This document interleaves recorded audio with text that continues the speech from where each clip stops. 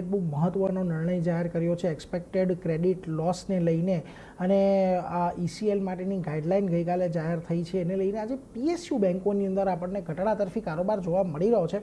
વેલ, હવે આ કેમ ઘટાડો આવી રહ્યો છે, શું એક્ઝેક્ટલી આ ગાઈડલાઇનની અંદર છે, તમામ વસ્તુની વિગત લઈએ આપણા સહયોગી તૃપ્તિ કપૂરિયા પાસેથી. જી તૃપ્તિ, જણાવો શું ખાસ વિગત આ તમામ ગાઈડલાઇનમાં?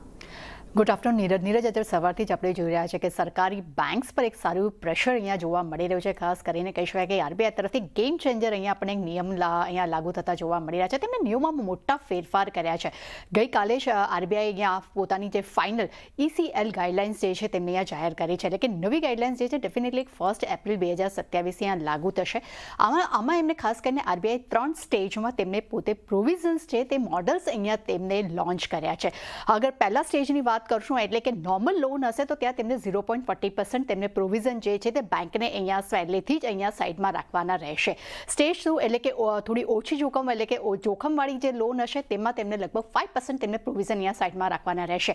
અને સ્ટેજ 3 એટલે કે લગભગ કહી શકાય જે ડિફોલ્ટર થઈ ગયા છે તેમને અહીંયા લગભગ 25% લઈને 100% સુધીના પ્રોવિઝન્સ જે છે તેમને આ સાઈડમાં રાખવાના રહેશે. અને ખાસ કરીને અગર જો કોઈ પણ લોન ડિફોલ્ટ થાય છે તો ડેફિનેટલી તેમને 100% સુધી પણ અહીંયા પ્રોવિઝન તે છે અહીંયા વધી શકે છે. એટલે એ પણ ખાસ કરીને અનસિક્યોર્ડ લોનને લઈને અહીંયા એક થોડું રિસ્ક અહીંયા વધુ જોવા મળી શકે છે. હવે ઓવરઓલ અહીંયા જોવા જઈશું તો પ્રોવિઝન મિનિમમ પ્રોવિઝન ફ્લોર પર પણ અહીંયા ખાસ નજર રહેશે. એટલે કે નોર્મલી જે છે તે 0.25 થી 0.40% છે, પરંતુ અનસિક્યોર્ડ રિટેલ લોન હશે ત્યાં 1% હશે.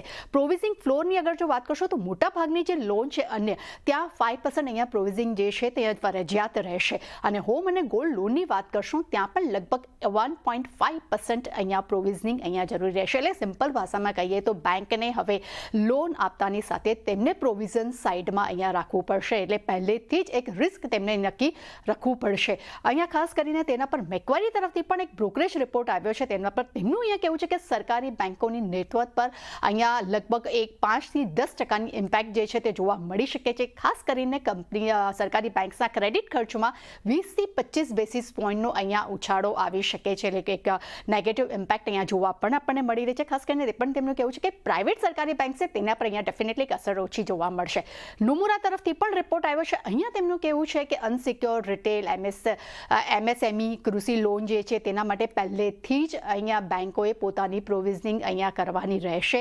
જેને કારણે કરીને CET1 જે તેના પર લગભગ 55 થી 160 બેસિસ પોઈન્ટની નેગેટિવ ઇમ્પેક્ટ જોવા મળી શકે છે. સરકારી બેંકની નેટવર્થ જે છે અહીંયા 3 થી 9% પણ ઘટવાના અનુમાન જોવા મળી શકે છે. પરંતુ પ્રાઇવેટ બેંક એટલે કે HDFC bank, ICICI bank, axis bank પર અહીંયા ઓછી અસર જોવા મળી શકે છે. એટલે સિમ્પલ ભાષામાં કહીશું તો બેંકોએ હવે પોતાની આખી લોન બુક જે છે તે ફેર વેલ્યુ પર હવે માર્ક કરવાની રહેશે. એટલે ડેફિનેટલી આજે RBI તરફથી જે નવા નિયમો જે જાહેર કર્યા છે તેમનો એક નેગેટિવ ઇમ્પેક્ટ અહીંયા આપણને આજે સરકારી બેંક્સના ફ્રન્ટ પર જોવા મળી રહ્યું છે.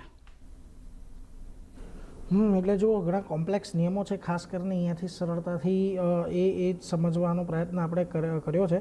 પરંતુ ખાસ અહીંયાથી જે બેન્કો છે એ બેન્કો માટે થોડુંક નેગેટિવ સાબિત થઈ શકે છે PSU બેન્કો માટે, જેને લઈને આજે આપણને ઘટાડો આવતો દેખાઈ રહ્યો છે. આભાર તૃપ્તિ અમારી સાથે જોડાઈને સમગ્ર વિગત આપવા માટે, ઇન ડિટેલ સમજાવવા માટે. એટલે જુઓ ખાસ આજે